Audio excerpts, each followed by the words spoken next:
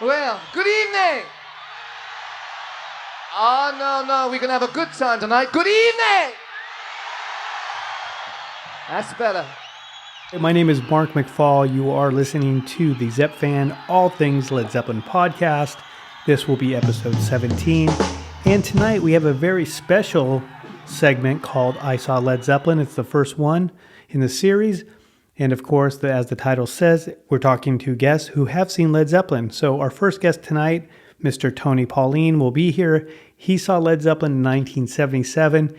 And as a bonus, he's also going to share his experience seeing the reunion shows at Live Aid and Atlantic 40th. So that'll be a lot of fun. And speaking of bonuses, if you listen to the end of the podcast, after the interview, we're going to have some really great audio segments of news reports from Live Aid, from MTV in that era, and also from Atlantic 40th. It's really cool to hear these reports because nobody really knew if there was going to be a Led Zeppelin concert. There's rumors of Robert there. Then we heard that Jimmy was going to join him and who they're going to play with. So definitely listen to those. It's a blast from the past, as they say. So those are a lot of fun. Also, just quick plug for my YouTube channel, Mark Zepp. Check it out. I think we have about 600 videos posted on there. We have tons of Led Zeppelin. We have a lot of solo stuff. If you're into interviews, have tons of Robert Plant interviews from the solo years and all that good stuff. As always, if you want to reach out to me, it is contact@zepfan.com. That is it. Let's roll with the interview. In today's episode, we are excited to have our next guest be featured on our brand new Zepfan segment called I Saw Led Zeppelin. Tony Pauline is here to share his experience about seeing the band firsthand on June 7th, 1977 at the legendary Madison Square Garden. And as a bonus, he will also share his experience at being at two of the reunion shows, the Live Aid concert in Philadelphia in 1985 and the 1988 Atlantic 40th anniversary concert at Madison Square Garden. Tony, how's it going? Thanks for joining me. Yeah, thanks for having me. It's going well. So it's always great to talk about Zeppelin. Always brightens up the day. Right. I see you have a classic 77 poster right in the corner too. Yeah. And I think that's Madison Square Garden, if I'm not mistaken. It may have been. I don't know. But funny thing is I had this original poster back in the late 70s on the wall in my room. I brought it to college with me. I brought it. I even hung it up when I first got married in my office. And then when we moved, we built our house. The poster somehow disappeared. I was able to find it later on. And literally from the day that my daughter was 3 months old, this poster hung up on the wall in her room until she was about 4 or 5. And then she decided, take the Zeppelin poster down. I got to put Justin Bieber up. So I got to get the poster back. As I mentioned, you're part of this segment as far as on how I saw Led Zeppelin, because a lot of us fans didn't see Led Zeppelin, right? Because the last time they toured the United States was 1977. Talk a little bit, before we dive into seeing Led Zeppelin, provide the listeners with a little bit about yourself and how you became a Led Zeppelin fan. Yeah, you hear people who like Led Zeppelin now say, I was born too late. Well, I was born just under the wire, because when I saw Zeppelin, I was 12, 13 years old. And what happened was I basically grew up in suburban part of New York, lower middle class. And the neighbors behind us, the Martins, their mom was the first mom on the block to get a job. They were the first two-income families, where everyone else in the neighborhood was the dad would work and the mom would stay home. Now, why do I bring that up? Well, because when the mom went to work, the older son, who was about 6 years older than me, and I was maybe 8, 9 years old at the time, probably even about 8 years old, he would use the parent stereo, and he would play his albums, and he would blast it so the whole neighborhood would hear it. Right. And that's why I got my music education. And he would play stuff like Sly and the Family Stone, Uriah Heep, Todd Rundgren. And then one time he played the song, and I was like, whoa, what was that? The guitar, the song, and especially the vocals. It was the Immigrant Song. And it was like something reached inside of me and held hold of me. And that's more than 50 years ago. And it's never let go. And, I started to become interested in the band before I was 10 years old. My best friend up the road, he and his brother were the first kids on the block that had their own stereo.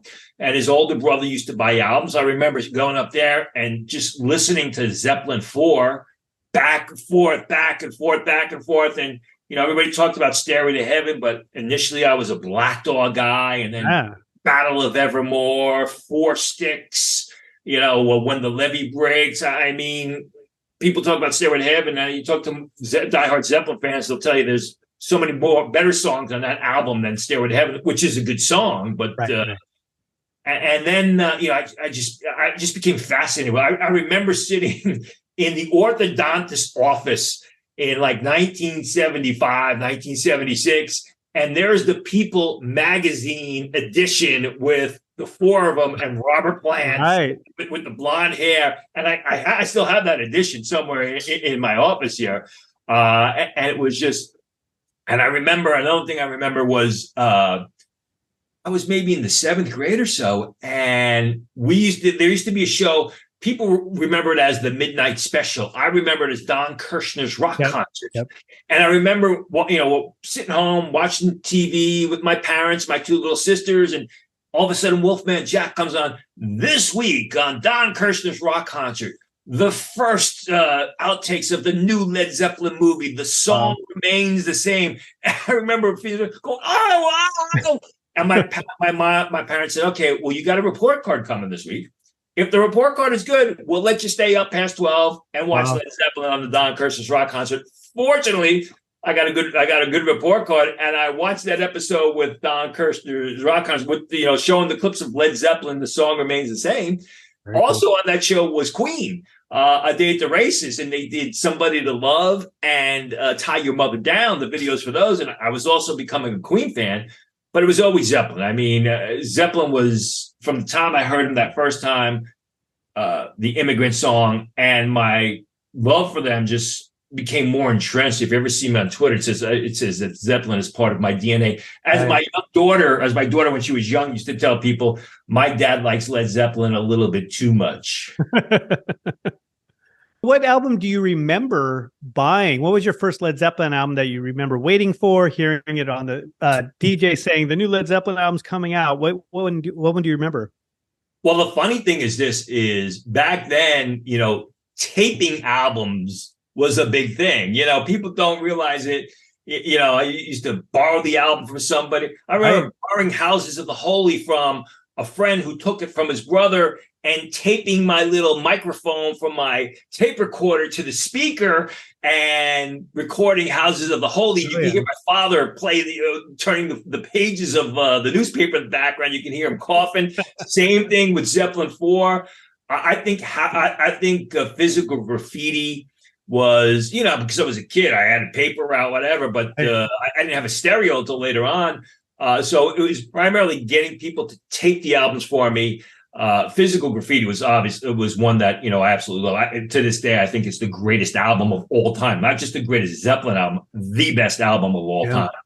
You saw Led Zeppelin, Madison Square Garden, June 7th, 1977. How old were you when you went to that concert? 12, 13 years old, opening night. And I remember it in graphic detail. I remember it in such great detail. And what happened was, back then, there was no Ticketmaster.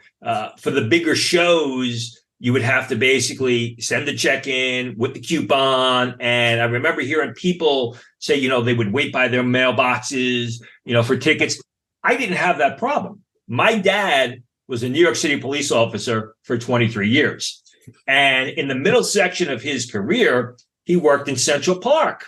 My dad was a gregarious guy. And in Central Park in the 70s, even later on, they had something called the Central Park Music Festival. In fact, Zeppelin played there in 1969. It used to be called the Schaefer Central Park Music Festival. Then it was called the Dr. Pepper Central Park Music Festival. And what happened was, my parents were always into music. They were more 50s types. They weren't hippies, the 50s and the Beatles. And I used to go to concerts when I was like in the 5th grade. And what would happen is, at the Central Park Music Festival, it would be up-and-coming bands like Zeppelin in 1969. Aerosmith played there after their first album. Or there would be obsolete bands. And I would go to these concerts, Earl Scruggs Family, Atlanta Rhythm Section, Average White Band. And I was either sitting on the stage, or I was in the 10 rows. Sometimes my mom would come because she liked the music. Todd Rundgren. I saw Joe Jackson there. Why is this relevant to Led Zeppelin? Well, because my dad became very good friends with a guy by the name of Ron Delsner. And Ron Delsner was to the East Coast what Bill Graham was to the West Coast. Okay. There was a major concert at Madison Square Garden, at Nassau Coliseum, at an outdoor venue in the New York area. Ron Delsner was the promoter. He was the guy who was in charge of the Central Park Music Festival.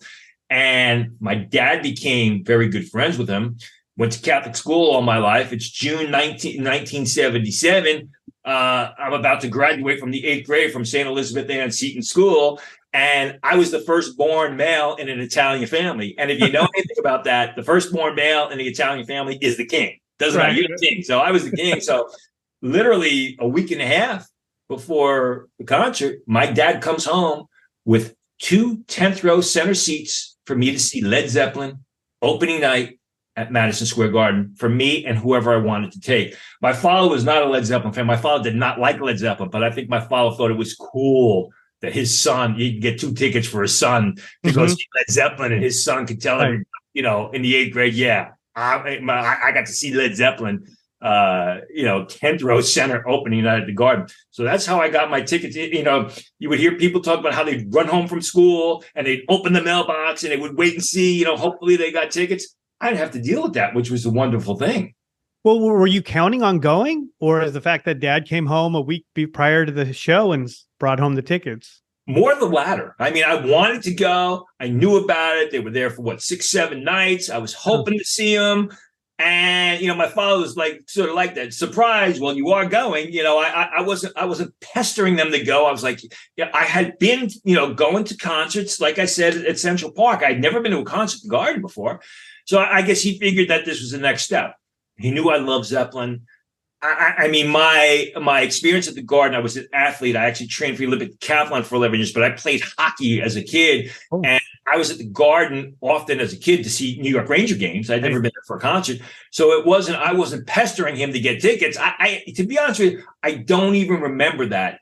I just remember him coming home with the tickets. He says, okay, you can take a buddy with you. Right. So these are amazing seats. I could imagine being that young, being that excited to go.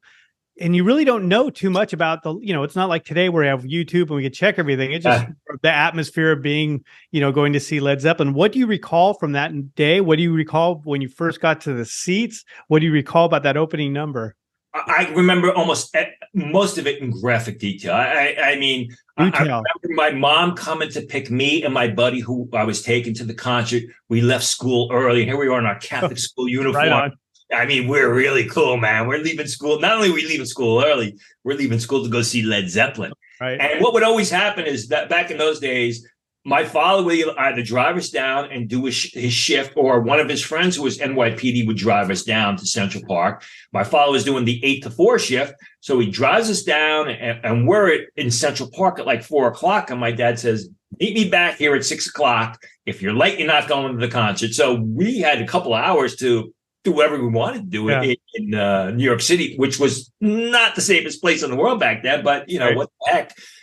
And we got back. My dad picked us up, and I'll never forget. We got something to eat. He drove us down, and he drove us on the 8th Avenue side of Madison Square Garden, which was the less busier side. It was across the street from the old post office. And he says, all right, just go in there. Gives us the tickets, go in there.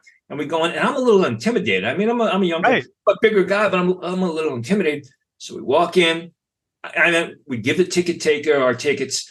And the first thing is there's 2 girls there, and they go, here you go. And we're like, no, I'm cheap. I don't know. They go, no, they're free. And they give us, and I still have it. It's probably, I should have pulled it out, the WPLJ button. WPLJ welcomes Led Zeppelin to Madison Square Garden. I still have that button. It's in perfect condition.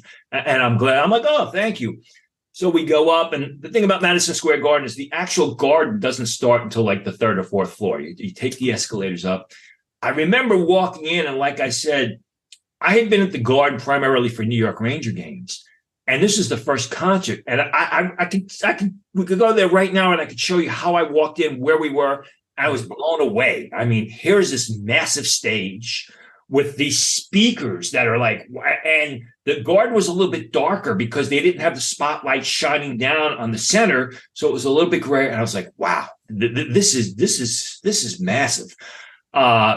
Get to the seats. We're sitting there. First thing is that anything that could actually fly in the air flew, and I mean toilet paper, beach balls, right? Everything was being thrown around in Madison Square Garden. It was nuts. And then the second thing was the fireworks, which turned out to be a problem later on. I mean, anything that could explode was exploding. Firecrackers, M80s, ash cans. And you just hope that you weren't near any of that. Because my father was actually at the concert, but he was in the back with the police. And I knew that if there was something where there's a firework that blew up, he was going to rip us out of there. But I was like, I'm praying, nothing blows up near us. But, that got a little bit hectic. Somebody would blow up an ash can, and there would be the garden would shake, and we'd be like, "Oh crap, what's that?" Yeah. And here I am. I mean, I think I'm cool. I'm wearing a hockey jersey, and there's this guy sitting next to me, and he looks like Joey Ramone. Yeah. And I remember saying something to him stupid like, "Do you come here often?" And we started talking about concerts, and he had been to the Garden for a lot of concerts. And I remember him telling me a story about how Boston had played there, just a little bit earlier, the rock band Boston, but they only had one album. Right. And he said they came out on stage, they played for 40 minutes, and they left, and the crowd went crazy. They were throwing chairs and everything. And so either at 7 o'clock, 7:30, 8 o'clock, 8:30, 8:45, 9 o'clock, and now the crowd's getting restless. Yeah. And I'll never forget this. Some guy, he's maybe 2 rows ahead of me. He's got no shirt on. He stands up on a chair, and he's like, "Where are you, Zeppelin? Where the hell are you? We're waiting for you. Get the hell out on the stage. Come on, Zeppelin." And it was almost like Peter Grant was listening to him, because literally 30 seconds later, lights go off. Cool. And I think the best way to explain it was like an atom bomb explosion of joy. I mean, people went out of their minds. Years later, and I'm talking like 25 years later, I finally got the bootlegs of that show. And the first one I got was, I think it's called Back to the Garden, which is the fan bootleg. And you can barely hear the music, but you hear the crowd going insane. It was unreal. The one thing about the Garden back then is, if you had seats on the floor in the orchestra, you just didn't stand the whole concert. You stood on your seat. Right. Okay? So everybody, you're not only standing on your seat. Now I'm 6'2", so whether I'm standing on the floor or standing on my seat, I have a good view. We stand on our seats. And the one thing about Zeppelin, I remember when they came out compared to other shows, is the stage is pitch black. Pitch black. Right. And I see this guy in the front mugging, and he's joking, kind of like fooling around with the crowd. I realize it's Robert Plant. Very cool. And I was always, up until about 5-6 years ago, I was always a Plant guy. Plant was always my guy in the band. His posters were the ones that were the most numerous, as you can see behind me. Right. I was like, wow. And I mean, the crowd is going out of their minds. They open up with, obviously, the song remains the same. And then it goes from a fever pitch to absolute insanity. Right. It's going crazy. You can see the guys on the stage, because if memory serves me, the show before that was the riot that they had at Tampa, when they had to cancel the show in Tampa because of the rain, and the crowd went crazy. I tend to, something in the back of my mind tells me that when I saw it was like a Tuesday night, and that Tampa riot happened, I believe, on a Friday or Saturday. So, the band could sense the joy. And I mean, there's so much I remember of that show. I mean, I remember Plant talking about the Queen in England and the Queen celebration. I'm like, wow, here's a rock star talking about the Queen of England. What's up with that?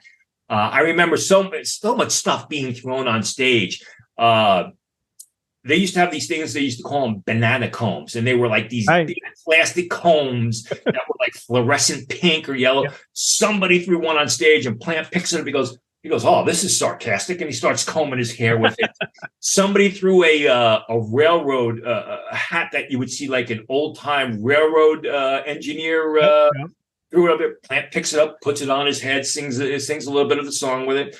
Cherry bomb goes up there, and Plant's looking at the cherry bomb as it's smoking. And he made mention, please stop with the fireworks. They're not in what you call good taste, because you could tell the band was concerned about it. I remember Nobody's Fault But Mine when he pulls out the harmonica and starts playing away. Right. I remember No Quarter. They had it so where the light shined down behind Robert Plant, and he was silhouetted, and you just saw Plant in all this hair, and it was so super cool. And I like No Quarter, but the 25-minute version of No Quarter is a little bit over the top. And they had a laser light show on the ceiling. Yep. And for 20 of the 25 minutes of the show, everybody's like back up looking at the ceiling while they're watching the laser light show. I remember the guitar solo into Kashmir, and Robert Plant comes jumping out from the back of the drum kit. I guess to prove that he's sort of an athlete. They play Kashmir, and that's when they use the tiled mirror ball, the tile mirror, and the crowd would just went up another notch. I think besides, I remember the acoustic set, right? Battle of Evermore, Going to California, Run Your Stomp. I remember we're 10 Years Gone. I thought that was one of the best songs that they did all night, and that's one of my favorite Zeppelin songs. Yeah. I think after The Song Remains the Same, I think the loudest ovation, where crowd got the most excited, was Achilles' Last Stand. Because not only is it just such a great song, you got to remember this was the quote unquote Presence tour. This was the first time that they toured, and they did they only did 2 songs. They did the Nobody's Fault But Mine and Achilles' Last Stand, and it's just such an incredible song. I remember as we left, they're hawking T-shirts out, on 7th Avenue and around the Garden. And by the way, just so you know, those shirts that you see now, Led Zeppelin, 1977 U.S. tour, those were not the shirts they were selling. The shirt that they were selling had a big picture of Robert Plant's face on the front, and we were selling them for like $8 outside. And years later, I'm with my daughter in Nordstrom's.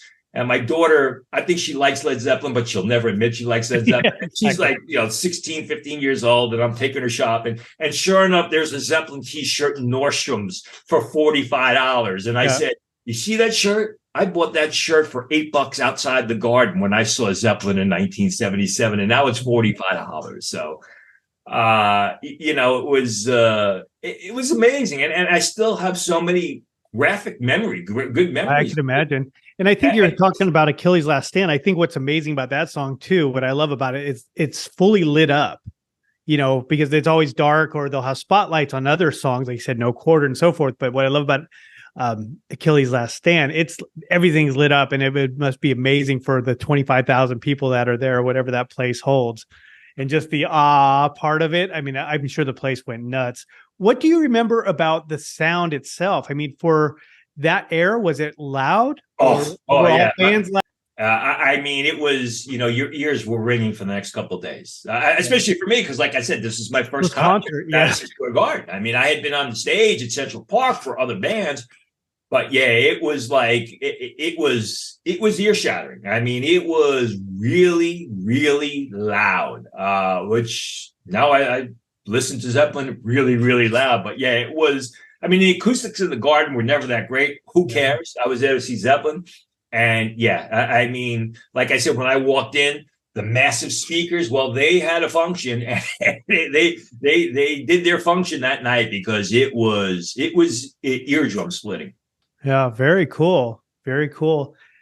So what was your take on like the drum solos? Because you mentioned No Quarter is, a little bit long. I mean, back then it was very excessive. The 77 tour, we have the Plant or the Jimmy solo with the violin and the noise solo, right? Yeah. And then we have Bonham solo. And that's like, in No Quarter, we're almost at 90 minutes of just soloing. What was your takeaway back then? I mean, my takeaway was, again, this was my first major concert. So I didn't know, I thought it was a bit long. I thought it was a bit excessive. Like I said, with No Quarter, at least you got to look up and see the laser light show on the ceiling. And then there was Page, I think was the second solo when he had the laser box going around him. So, I mean, it was a bit excessive, but that's why the shows were 3+ hours. I mean, started at 9. You weren't walking out of the Garden till like 12:15 or so. Is 1977 your favorite year for live Zeppelin because you saw the band at that tour? Yeah, I mean, because I listened to the albums, but 77, I mean, if 77 was the height, compared to 1980, 1980 would be the low point. Right. But yeah, I mean, everything came together and I just got more and more into it. So, I mean, I know a lot of people like the 1970s. I was a physical graffiti guy. I still am. Yeah. And I like Presence. I think Presence is one of the most underrated albums by that band. So if it's not 1977, it's got to be the late 74, 75 period when Physical came out. Yeah, I love 1975. I just love the look of the band. I mean, at that point, they were the superstars. They were the hammer of the gods, so to speak. I mean, just they looked like rock stars. They looked like they conquered the world, and they're just up there enjoying it all. So I always loved that tour. Absolutely. Even though Plant really never took care of his voice, and then if you listen to the early bootlegs, I guess he came to America. It sounded like he got sick. If you listen to that Chicago bootleg, he got the flu, and his voice was never really on key throughout that entire tour. When they toured America in the winter, I mean, they would usually America in the summer or fall. That was a winter tour for Zeppelin, which was unusual.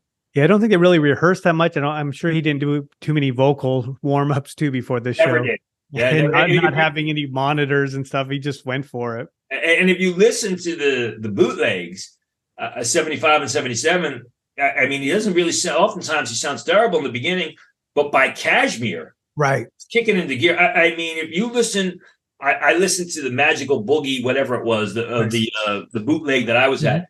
And if you listen to Kashmir, it's one of the best vocal versions I've heard. I've heard of that song. They screw the song up at the very end because they're missing keys or whatever, but the vocals were incredible of that version. Yeah. You mentioned something about Robert Plant, how you've always been a Robert Plant guy up until 5 years ago. Is there something that happened? Kind of turned you on Robert Plant? Plant likes to make comments about Zeppelin, and I don't think that he understands what Zeppelin means to a lot of us. And he makes some very condescending comments about Zeppelin, which really annoy me. I mean, you hear Jimmy Page, they talk glowingly about it. Okay, fine. They moved on. I understand why they moved on. I respect why they moved on. But I don't like Plant's condescending comments about Zeppelin. And the fact is this, I mean, without Led Zeppelin, Robert Plant is a nice warm-up band. Right. I mean, that's what he is. I mean, he's getting all the success because he's rock. If you go to the last time I saw Plant from the time from his first solo tour up until 2015. If he was in New York, I was there every single night. Yeah. And even in 2015, the crowd's there, he do his solo stuff. But when he plays a Zeppelin song, all of a sudden the temperature of the room goes up 40 degrees.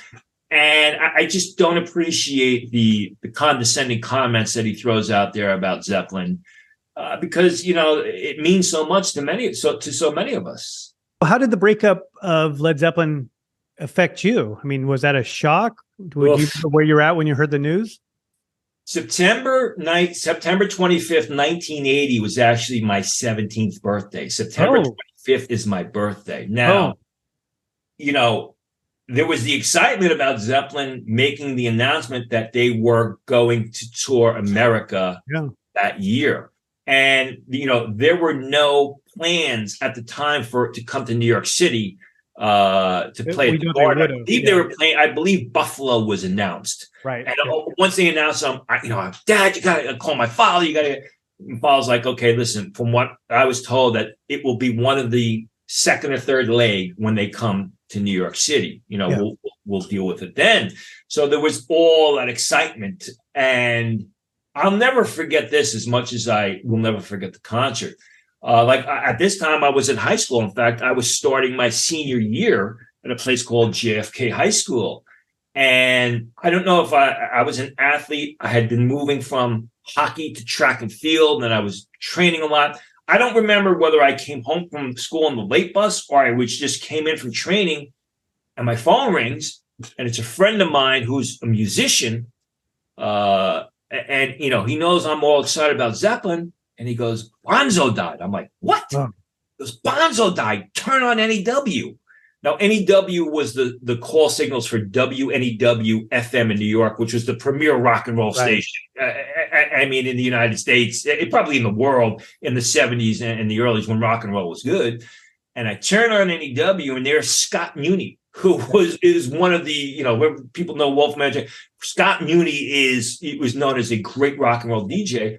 And I turn it on, and it's literally the last 30 seconds of Moby Dick Live. And, you hear, Robert playing on John Bonham, John. And I'll never forget listening to Scott Muni say, John Henry Bonham, we lost another one today. John Bonham dead at the age of 32. And I was like, I couldn't believe it. And it was kind of sad because my aunts, my uncles, all these people were calling me that night saying, happy birthday. Sorry to hear about the Led Zeppelin drummer. Happy birthday. Sorry to hear about the Led Zeppelin drummer. And it really didn't hit me till the next day. We're senior. My buddy's got a car. He's driving us to school. We go to McDonald's to get an Egg McMuffin or whatever. I buy the New York Daily News, and there it is on page 3, Zeppelin drummer dead at the age of 32. And I was like, it was terrible. I remember, again, I went to Catholic school, making my own black armband and wearing a black armband at school. A couple of months later, I saw Queen during their 1980 tour at the Garden. I wore the black armband at the Queen concert. Bonzo. Yeah. It was, it was tough. I was so psyched for this concert. I knew every song. People don't realize albums are coming back. But back in the 70s, and so when you had the albums, you would listen to the album and you would inspect the album cover from front to back. So you would know the orders of the song. You would know how long the songs were. You would know who wrote the song. So, I was so hyped to see. I actually tried to talk my parents into letting me go to Nebworth in 1979. And they're like, okay, if you get an adult to go with you, you can go. We'll let you go. But, that was, that was not, I don't want to say it was a dark time. And then, a couple months later, what was it, December 4th or whatever, they come out with the announcement that, we cannot continue as we were. And everyone's trying to read into that. What does that, they didn't say we broke up. They said we cannot continue as we were. It was, well, they're going to do this, they're going to do that. And then people forget, literally 3 days later after that announcement was when John Lennon was shot and killed in New York City. Yeah. So really, in that 3-4 day span, you had Zeppelin announcing their breakup, and then you had John Lennon being shot, killed in New York City. Did you think they were going to continue? Did you think, they're going to get a drummer? Or did you think... I was hopeful. I was very hopeful that they would, because that's what happened back then. Right. I remember being at a Yes concert at the Garden, and someone hung a sign from that said, long live the Who, because Keith Moon had died. And then the Who went on and got another drummer. The Rolling Stones were replacing pieces left and right. So, I was very hopeful that they would, because that's what was done at the time. I really wanted them to do that. I think later on, I respected the decision not to move forward. And I think, although I said that, Plant makes a lot of condescending comments about Led Zeppelin, I understand. Within a 3-year period, the guy loses his 5-year-old son and his best friend. Right. So obviously there's going to be some sort of animus, looking back on what happened. So, I was hopeful. I remember there was this cute girl on the bus. Her name was Emmy, and she was also a Zeppelin fan. And we used to talk about Zeppelin. And she said, what do you think? I said, they'll get back together in 5 years. And then sure enough, 5 years later was Live Aid. Right. Let's segue into Live Aid then. You went to the concert. Did you go simply because the rumors of Jimmy Page, Robert Plant, and John Paul Jones are going to get back together? Or was it just, let's go hang out, see this amazing concert with the band? It was primarily because of Page and Plant. What happened was, they had the, Do They Know It's Christmas in 1984 around Thanksgiving time. And then the American version, We Are the World. And then they announced the concert. I don't remember how they announced the concert. I remember it was supposed to be just London first, and then it was London, Philadelphia. I'm like, that sounds nice. And I remember right away they had said that Jimmy Page was going to be there. And I had saw Page in '83 at the Appeal for Arms concert. I actually saw Robert Plant like 3 or 4 times up and down the East Coast in September of '83, his first solo tour. And then that December was Appeal for Arms. So they said that Jimmy Page was going to play. And I was like, all right, well, I haven't seen Page in a couple of years. We'll keep an eye on this. And then they announced separately that Robert Plant's going to be there. Right. And that's when my radar went up. And that's when I picked up the phone and I said to my father, Dad, you got to get me tickets for this. And my dad called Ron Delsner's office. And it's a funny story. My dad's like, all right, how many tickets do you want? So it's going to be me, my buddy, and then another guy by the name of Steve, who used to go to concert all the time. He wants 4. And then my college roommate's brother wants 4 tickets, 10 tickets at $75 a piece. Wow. So, okay, fine. So Bill Graham was actually running the Philadelphia portion of the show, but he was running it from New York City. Right. So my father said to me, okay, you got to go with $750, go to the office, which was like on 77th Street on the west side of New York, pay the cash, the girl will give you the tickets. Okay. It comes time to pony up the money. 8 of the 10 people decide they're not going to go. They don't want to go. So here I am. It's just me and my buddy Steve. And I wouldn't do this today. And I go down to the west side to the office, and the woman pulls out an envelope. She goes, here, Mr. Pauline, 10 tickets and $750. I was like, I only need 2. Which is something I wouldn't do that. I would just give her the money and right. It happens. Now, here's an interesting story that a lot of people don't know. She was very upset, which she had, should have been upset. She goes, I'll be right back. In the back office is Bill Graham, and he's on the phone screaming and yelling at somebody. And I hear him say, Rod Stewart will be on the stage in Philadelphia at 4:30 in the afternoon if he wants to play Live Aid. And I hear him say, Rod Stewart will be on the stage in the afternoon, or Rod Stewart will not be at Live Aid. If you look at all the promotions for Live Aid, Rod Stewart's name is splashed everywhere. Rod Stewart is even in the official program for Live Aid. Wow. And I said, he's on like page 34. Rod Stewart never played Live Aid. Wow. Now you know why. Interesting. The woman comes back with the 2 tickets, and, there's all this speculation about Zeppelin getting back together. And I'm like Thomas the Apostle in the Bible. I will believe it when I see it, because I had my heart broken too many times about them potentially getting back together. When I see it, I'll believe it. And I remember the day before the concert, my buddy and I used to work at the golf course. The guy I was going to the concert with used to work at the golf course, as caddies. And he went out, he caddied way before me. So I had to meet him someplace. And this is the day before the concert. I'm hitchhiking a ride to where I had to meet him because we're going to drive home and get ready for the show. And another caddy happened to see me, and he picked me up. And we were talking. The guy said, he goes, it's official. Zeppelin's playing. The Zeppelin has announced they're getting back together for the Live Aid show. We were talking about Live Aid. I told him I was going. He goes, yeah, it's official. He just said that they're getting back together. And the rush of emotion when I was in this guy's car, I was like, oh, it's going to happen. Thank you. Yeah. Yeah. And again, just like Zeppelin 77, there's so many things I remember about that. I remember, we got back to the area where we live, which was in northern Westchester, New York, northwest Westchester County, New York. And we go up, I go up to his house, and we're packing the car, and all the nosy neighbors come out. Where are you going? What are you doing? We're telling them where we're going to go. They're going to be, oh, it's going to be hot. There's going to be so many people there. Not going to be able to leave. We're just going to sit home and watch it on TV. Yeah, good for you. Fine. Yeah. We get in the car and we drive south to Philadelphia. Okay, this is 1985. There's no Google Maps. There's no hotels.com. We got tickets. We got cash. We got big old map. And we got the Rand McNally that map. And the Rand McNally map, started, was like, 2.5 inches wide and 5 inches tall. But when you opened it, it filled the entire windshield. And if you think doing a Rubik's Cube was difficult, try and get this Rand McNally map back into its original form. You never could. Yep. So, I remember the trip down the Jersey Turnpike. Now we can see Philadelphia because, it's 95, it's dark. All of a sudden you see lights. I'm like, hey, let's go to the stadium. Let's go. There's got to be something happening around the stadium. And this is the Friday night. So we stopped by the stadium, and it was terrific. I mean, there's girls out there, there's girls in bikinis, girls dancing. Everybody's having a good time. And this is the night before the show. And I'm like, all right, this is going to be good. And I was wearing a Black Zeppelin t-shirt that night. And there's a guy from New York, a reporter. His name was Reggie Harris, no longer with us. He's doing reports. And I'm like, Reggie, Zeppelin, New York, Zeppelin, New York.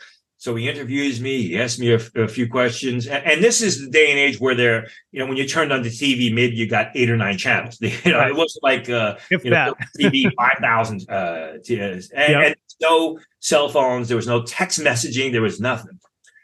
So we end up in Delaware because we had to find a hotel. And it was just like, well, we'll just drive until we find a hotel.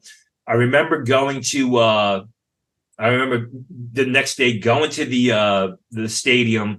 We drove over this bridge, whatever it is, the Walt Whitman Bridge that goes from Delaware into Philadelphia. And it was a beautiful sight. I mean, you had Veterans Stadium, you had the Spectrum, and then you had old JFK Stadium, and the lights were turned on at JFK Stadium. I'm like, why did they have the lights on? It's like 7:30 in the morning. Well, the lights hadn't been turned on in like 10 years, so they had to warm the lights up. No one knew if they were going to work. We parked the car, and you just parked on the street. And I'm from New York. I'm like, well, I hope the car's here when we get back. And we go. We're waiting to get in, and you can tell there's a good vibe. You can tell people are about, it's a good mood. And I'm like, Zeppelin can't. I'm just. It's 7 o'clock. I have no idea what time they're going to come on because, there's no, like you said, internet or anything. So you don't know when they're coming on. You don't know who's going on. We get into the JFK Stadium. It's probably about 8 o'clock in the morning. We see the Pharaohs or whatever. They come out. Four Tops, Black Sabbath with Ozzy Osbourne, Judas Priest. And it was just everybody's in a good mood. And, the one thing I remember about today was how hot it was. And it was hotter and hotter. And we were fortunate in the sense that we were on the side of the stadium that was in the shade in the morning, but got hotter in the afternoon. Yeah. And what would happen is the concert would drag at points. Then there would be a band that would come out and just blow everybody away. The Pretenders were there early, played early afternoon. They were great. George Thorogood was good. Tom Petty was outstanding. I thought Neil Young was good. But I'm waiting for Zeppelin. Zeppelin. And I have, I got a headband and I got all my Zeppelin pins on the headband. And the big news of the day was Phil Collins, because Phil Collins was a big star. Yeah. And I was a Genesis fan, but I wasn't a Phil Collins solo fan because the more success Phil Collins had as a solo performer, the worse Genesis got. Right. Got into all that pop crap. But Collins was the story of the day. He played at Wembley, and they would show it on the screen in Philadelphia. Everybody cheer, and here he is at Heathrow, getting on the Concorde. Everybody cheer. Right. Here he is landing in Philadelphia. Everybody cheers, and here he is coming to JFK Stadium. So now, I'm like, it's close. It's close. They're going to be out soon. And I remember Phil Collins comes out, and he's playing his song. And there's a couple things that you don't see on TV. Just as Phil Collins is coming up, is the first sighting of the Goodyear blimp. Oh, how cool is that? It's a sign. Right. I remember some guy in front of me, what he did was, Plant was on, and I got it somewhere, Plant was on like page 45 of the official program, and Jimmy Page was like on 22. Right. So he pulled the Jimmy Page picture out, he put it next to Plant, and he's holding it up because everybody knows it's close. And then they announced that, they announced it, and I still remember how I felt. I mean, they had these fiberglass benches. And I remember, from being at the Garden, everybody was standing. I stood up on the fiberglass bench. And they announced, and I was just jumping up and down. I was so excited. And all of a sudden I hear crack. The fiberglass bench underneath me cracked. Right. And even I just recently found, it was the English version, the English broadcast of it, and it wasn't the MTV broadcast where they were announcing the guys talking. It's just they announced it, and you could just hear the crowd. You could, I mean, it was a long day. We had already been there for 12 hours. Right. And when Collins starts announcing the names, I mean, you could see the crowd go crazy. You could hear it go crazy. Right. It was just, and you know what? The performance was not good. It was not one of their best. Plant did not sound good. You saw Jimmy Page, fumbling around with his wires getting caught in the microphone. Saying, I didn't care. It was right. Of course. They were on stage for the first time since '77 in the United States. This was my band. I didn't care how good or how bad they sounded. I went absolutely out of my mind. If you can find the British feed, when they were on stage, what the American feed misses, you have to look carefully. Is at the very end, Page and Plant come to the middle of the stage and they hug each other. Love it, yeah. And the crowd went crazy. For me, after that, we had brought in a cooler with sandwiches and stuff. I grabbed a jug of water and I went in the back where the concessions was. And I just sat down. I sat there for like 40 minutes with a jug of water. Live Aid was over for me. Right. I didn't care at that point in time. I mean, I would occasionally peek my head out and see what was going on the stage. But that was the climax of the show too, because they came out, I think, during like daytime, and it was night. It ended at night. Exactly. They came out at 8:00, and by the time they were done, one funny thing is, I remember I'm like, oh man, I go into the bathroom, and there's more women in the men's bathroom than there are men's. And this is before. I got to be careful. I say all this trans stuff. Right. What happened is the line at the women's bathroom was its usual 2 miles long. And a bunch of women said, "The hell with this! We're just going to go in the guys' bathroom." So it's all these chicks. I'm like, all right, but yeah, I mean, that was, people say, the performance was awful, but unless you were there in the moment and you were such a crazy Zeppelin fan like I was, I mean, it just meant so much. And even if you listen to the band being interviewed, you could tell Plant was super excited. Right. He may have sounded, but you can tell he was super excited when he talks and he starts singing. And even afterwards, that MTV interview with the three of them, you could tell that they were, they didn't know what to make of it. And they were super excited by the fact that they had finally come together after so long to play Zeppelin. Let me ask you, so you're talking about the performance, and what I always find is, because now we could watch it, right? Because that was one of the things we had on videotape. We were able to watch it over and over and analyze it. And for me, I liked the performance. I think there was a lot of emotion there. You're right. Plant was a little bit hoarse. Jimmy wasn't that great. He had a flanger on his guitar. Just everything was off, but the emotion was there. You could feel it. You could sense it. And that's after we could watch it over and over again. When you're there, do you say, like, oh, it doesn't sound good? Or is it just, you're caught up, the crowd's going nuts, they're doing Stairway type of deal? It was manna from heaven for me at the time. Right. In the moment, it was a slice of heaven. You're right. I mean, afterwards, and people would say, wow, it was a terrible performance. Like, yeah, but you had to be there. You had to be, and even the lead up to it, you had to understand the excitement and the emotion and everything else. That's why I was getting emotional when I remembered when they came out, because I remembered, what it was like. Now, was I sitting there when they were playing, Heartbreak, when they were playing, they played what? They played rock and roll. They played A Lot of Love. and they played Stairway. When they played Whole Love, it was like, oh, no, I was not. I was out of my mind. I was out of my mind with excitement and just, just the emotion of it all. That's probably my favorite reunion show, is that one. And you also went to the Atlantic 1988 one. Yep. That one we knew Led Zeppelin was going to play. That was, if I'm not mistaken, that was announced. And if I remember correctly, they ended the show, which would be a good thing, because I mean, nothing could compare to Led Zeppelin. Like, whereas Live Aid, the show went on after that. But with Atlantic, they ended the show. Did you go specifically for Led Zeppelin? I'm imagining you did, because they were going to go. What was the anticipation of that show? Yeah, I did. But a lot of my favorite bands, Yes, Genesis, they were all on Atlantic Records. So it was, I went there for Zeppelin, but, watching Yes on stage was an added bonus. The first thing is that people tend to forget that some people don't even know it. They actually rehearsed. There's a video of them rehearsing the day before. Right. On a building on 11th Avenue, and they had the windows open, and they shut down traffic because people just popped in on 11th Avenue just to listen to them rehearse. Wow. Did not know that. Yeah, and it was an interesting show because it was an all-day show, and it's one of the few shows where the Garden would actually allow you to walk in and out. Oh, wow. And what happened is my dad didn't get me the usual 10th row seats. He got me seats that were a little bit further. And I bartered my way down outside. I found ticket scalpers. Okay, I want to, so I ended up spending, like, with my original ticket, another $200, and I sat in the 8th row. Okay, and good. Again, you kept expecting them. It was 11 o'clock, 11:30. It was late. 11:45. You expected them to come out. Everybody's like, Zeppelin's coming out next. Zeppelin's coming out next. And I'm looking at the stage, and it's set up with 3 microphones for background singers.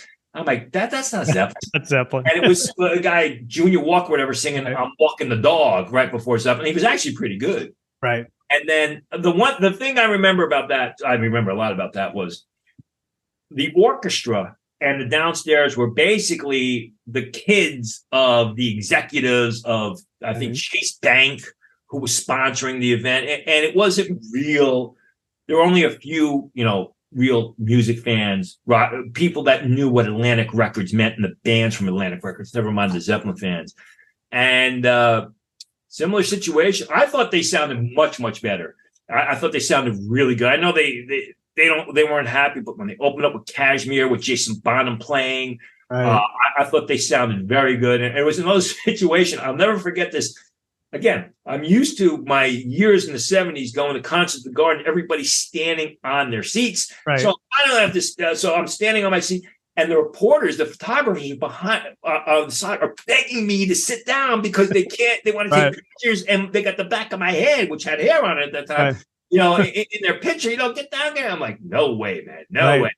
And at the end, I actually did some balancing acts standing on the tops of the chairs, which I almost fell off and killed myself.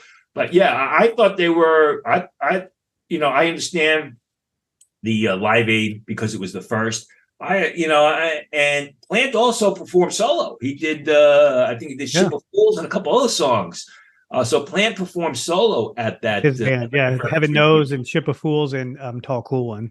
Right. Great performance too. It was tight. So I mean, that was again the anticipation. And it was over, and then everybody left, and it was like 12:30 at night by the time that show was over. But talk about the sound. I'm sure you've gone back and watched it. The sound was definitely off. I mean, there was no keyboards, and just everything was just really bad. And I remember seeing it live too, at my friend's house. And again, you're waiting all day for this, and they came on with Kashmir, like, oh, it does not sound right. Yeah, it sounded like something wasn't plugged in. Did you experience it when you were there, or was it just more the audience going crazy hearing Kashmir? You don't really hear the difference or not hear the keyboards. Yeah, it was the latter. It was the build up, the way they were introduced, everybody was waiting for them. They came out and you didn't know what they were going to sing, and then they start off with Kashmir, and it may not have sounded great, the music anyway, or like I said, it sounded like somebody forgot to plug something in, but it didn't matter. It didn't matter. I also heard they rehearsed "In My Time of Dying" as well. They didn't play it, but they rehearsed. That was one of the songs they rehearsed. So I've heard that rumor as well. So that would have been really interesting. And you could tell they put a lot more effort in this too, because with Live Aid, they did the 3 songs, and I don't think they rehearsed that much for it. They just kind of went out in all Zeppelin fashion and just like, let's see what happens. Well, that's why I bring it up. I mean, you can find, there is a video out there of them doing the rehearsal before the Atlantic Records, and they shut down 11th Avenue because they opened up the windows. Everybody's like, oh, they're up there rehearsing. And people just piled up on 11th Avenue while they were rehearsing for this. So, and I remember like after Live Aid, when they had done, the show was over, my buddy and I, we went by the exit. I remember at the end of, just go back to Live Aid, everybody came out at the end of Live Aid, all the performers, and I'm straining just to see if I could find Jimmy Page or Robert Plant, John Paul Jones. We went by the exit, and I'm asking the guard, not that they're going to let me, when is Zeppelin coming out? He goes, oh, they probably went out. And then an ambulance comes out with a siren sign. He goes, that could have been them. He goes, that's how they're getting the performers out. They're putting them in the ambulances, and they're putting the sirens on, and they're getting them out. And it was a similar situation, with when they rehearsed on 11th Avenue and they shut down the street. People are just waiting for them to come out. There was so much excitement. Right. That footage is actually on my YouTube channel, and that was filmed by Jason Bonham, which is pretty interesting because what you're talking about, they do a run through of a Misty Mountain hop. And the other thing I liked about that footage was it was also in the dressing room before the show started. So here we have a rare glimpse of seeing John Paul Jones, Jimmy Page, and Robert Plant all together. And back then it was a big deal to see these guys together because there was so much talk going, I'm never going to do Zeppelin or play Zeppelin. Then '88, they started playing Zeppelin on their own solo projects. And then, of course, there was always, we're not going to get Zeppelin back together. So just seeing them in the same room was pretty exciting. So I do love that footage. It's pretty amazing. Yeah, and what's also amazing is to see how Jason Bonham has matured, because I know there were some issues with him back then, and right. With the O2 concert, spot on, right? Am I going to be able to do the whole show and everything else? So it's amazing to see his transformation as well, in a good way. Did you go to the O2 show? I was willing to pay big money to go, big money. But the fact is I couldn't assure myself tickets in hand. I wasn't going to pay $10,000 for a ticket and then wing it. I think the tickets, I was on eBay and they were asking like $1,500, and I would have gladly paid that. But, am I going to go to London? And I was almost close for the first scheduled show, and then Page broke his finger. And they had to push it back. And that kind of put things in jeopardy for me. But I think the overriding concern for me was I was going to pay all this money, and I was going to basically throw caution to the wind about getting the. I mean, hey, if you remember with that, it was sort of like talk about 77, how you had to fill out the coupon, mail the coupon in. This was you had to register online to get the ticket, and it was me, my sister who was a Zeppelin fan, my wife. I think everybody registered. But either no one got it or no one checked their spam box to see if it came in the spam box. But sadly, no. I do remember. It's so different from 1977 because this was 2007 in the age of the electronic media, and you were getting updates instantaneously what songs they were playing. Exactly. And I remember being on the internet while it was happening, almost feeling like I was there, but no, I was not there. Sadly. And I think there was a lot of speculation, too, that they were going to tour after that. I think a lot of people felt that. Very good. Well, Tony, thanks again. As I mentioned earlier, it's always great to talk to other Zepp fans and hear their experiences from any concert they've gone to. Any final words, anything you want to share with the Led Zeppelin fans? No, I mean, I think it's kind of funny. I used to argue with my parents and, Zeppelin's crap or whatever. Yet here we are 50 years later. And the band is as relevant now as they were in 1975. I mean, we were in New York. Every station's got get the let out one night a week. It could be an expanded get the let out. Soon we go into the month of September. It's years ago. I read a critique of the Zeppelin. A music critic did a write up of the Zeppelin concert I was at. The guy's name is Dave Marsh. He was actually a pretty famous music writer, and he said, I think he said it best. He said, "Some bands have fans, some bands have followers, some bands have people that like them. Led Zeppelin is one of the few bands that has true followers, true believers. Led Zeppelin is one of the few bands left that has true believers." And I think that's the way it is. It's funny because when I was 17 years old, I wondered, and when I'm 30, am I going to still listen to Led Zeppelin? Right. And when I was 30, I was, am I going to still listen to Zeppelin when I'm 45? And here I am, my late 50s, and I listen to as much Zeppelin now as I did when I was 18 years old. I probably listen to more because everything else, there's so much other stuff. There's no new stuff that's worth it as far as I'm concerned. And the albums sound really good. I mean, there's some albums that you go back to, they're not produced very well, or they just don't have a really good feel. I mean, they sound so good nowadays. Jimmy did such an amazing job producing these things. So when they went back and remastered it, they just sound even better. So they just sound really good. I noticed that with Four Sticks. I mean, that's the thing about Jimmy Page. I mean, people say, who's the best guitarist is? When you look at composer, arranger, producer, musician, no one's better than Jimmy Page. And the guy is the complete. That's why my allegiance is kind of turned from Robert Plant to Page, because I listen to it and I appreciate so much of what he did. And the amazing thing about Zeppelin, when you compare it to, say, Queen, who everybody's in love with Queen these days, is Zeppelin was great on the albums, yet they were able to take those songs and make them even more incredible live, where because of dubbing of voices, vocals, and things like that, a lot of bands could not really replicate their sound.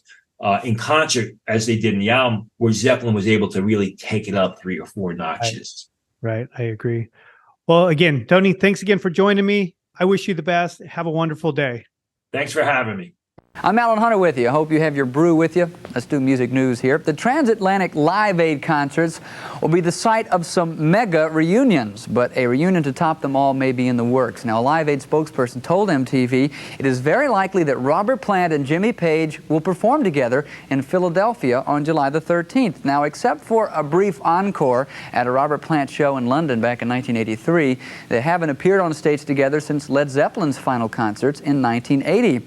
Plant is one of the confirmed artists at the Philly show, and no one's saying where Page will be on that day. Sources also tell us that Page and Plant will be backed by members of the Power Station. Now, that's interesting. In other news, plans for the Robert Plant and Jimmy Page reunion at the Live Aid concert in Philadelphia have been changed somewhat. Originally, Plant and Page were to play with members of the Power Station. Now, however, they will be playing as a four-piece with Phil Collins on drums and bassist Paul Martinez from Robert's band. Now, still no word yet on exactly what kind of material they are going to be playing. But with a drummer like Collins and a four-piece lineup, then maybe we're going to hear some Led Zeppelin stuff. We'll wait and see. I'm Lisa Robinson in New York.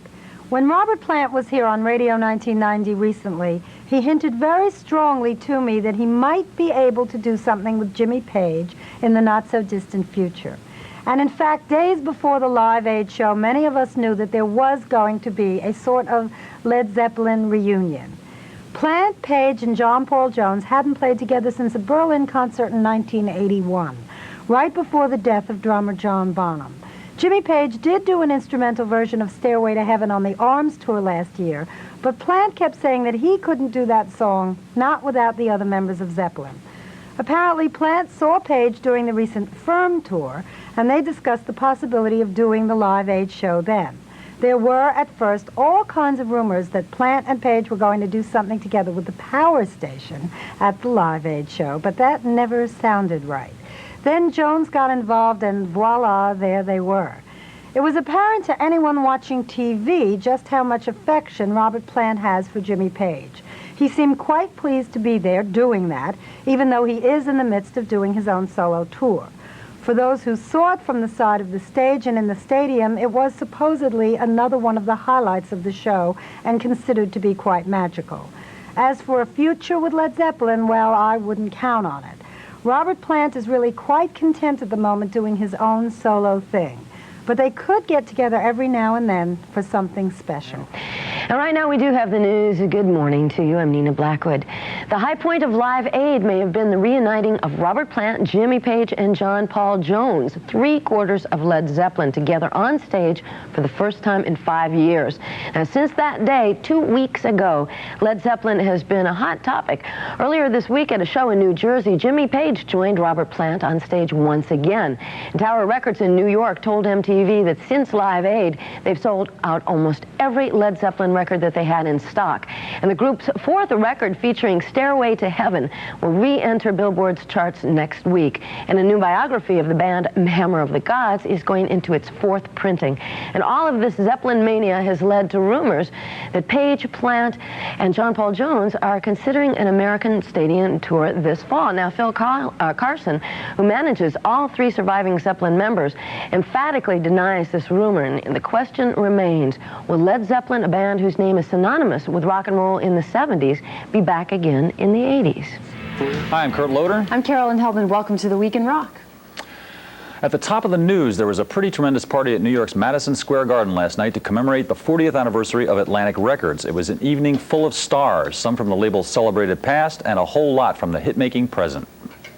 It's going to be so awesome. I'm just beside myself, the world's biggest Led Zeppelin fan. That's why I'm here tonight, and I'm so excited. For the first time in more years than I can think of, they call themselves Led Zeppelin.